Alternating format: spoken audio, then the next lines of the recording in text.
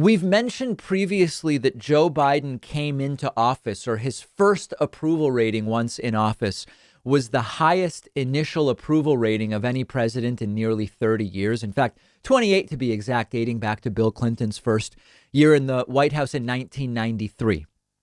It is now not just one poll. Yesterday's Politico Morning Consult poll continues to have Joe Biden polling very strongly. Let's take a look at the full scope of the numbers. Right now, Joe Biden with 62% approval, 62% approval. Remember, Donald Trump did not get to 50% approval even once during his entire presidency.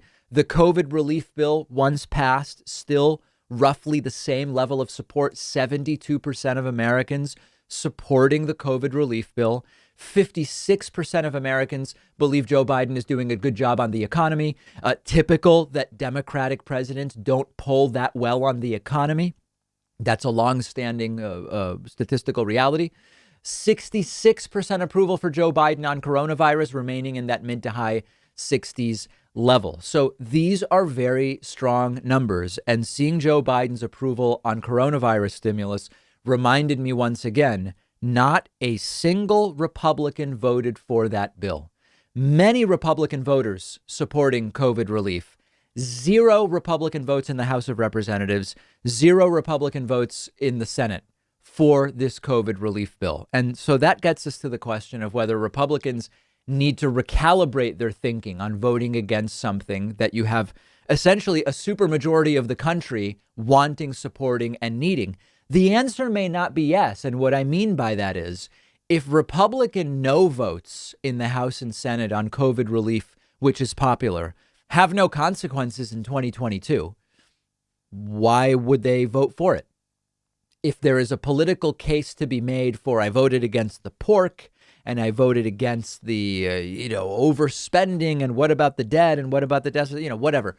If it's not going to affect them in 2022 with their own base, and I remain skeptical that it will, maybe Republicans don't need to recalibrate their votes to be reflective of what their constituents want. I don't know. Given the circumstances, the situation Joe Biden was handed, the hyperpolarization of the country and a party, the Republican Party, that has been feeding a lie to their voters for 2 months that Joe Biden actually won. Given all of that, these are really good numbers. They may not remain. I said before, if Biden doesn't get COVID stimulus done soon, like within, I said, about a week ago, I said within 10 days or 14 days ago, I said within 10 days and it passed last week. If Biden doesn't get it done, it would be a major failure and it will probably tank his approval. He got it done. People are getting cash and they don't care. If you just got $1,400 or $2,800 or whatever, do you care if it happened via budget reconciliation or you got the money because of 60 votes? No, people don't care about that outside of, the political beltway and people who follow politics really closely. And this probably buys Biden 6 weeks, 8 weeks. And then the question becomes, what next? Does the vaccine rollout continue to improve? Because cases are starting to level out, even though we're vaccinating. We have to vaccinate more quickly.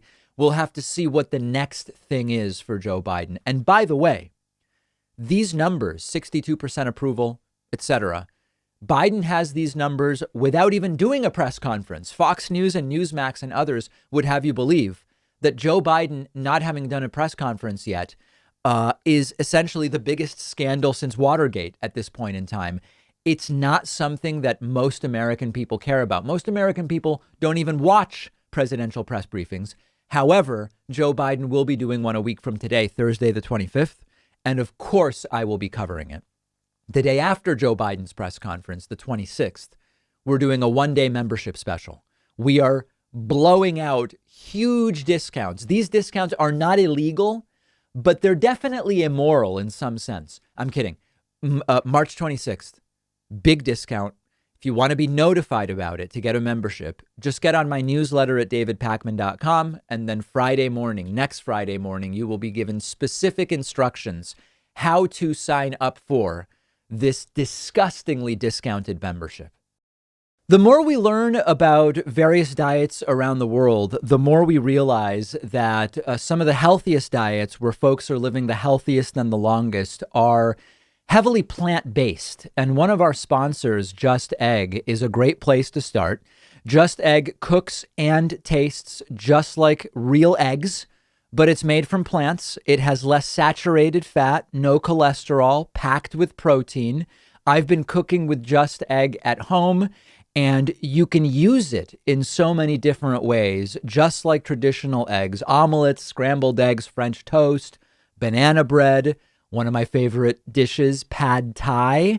It also is better for the planet, generating 93% fewer carbon emissions and 98% less water than conventional eggs. You can find Just Egg at lots of grocery stores, Whole Foods, Kroger, Amazon Prime Now, and Instacart. Check it out. Just Egg really is a great product from a company with a great mission, and I'm really glad that they're a sponsor of the show.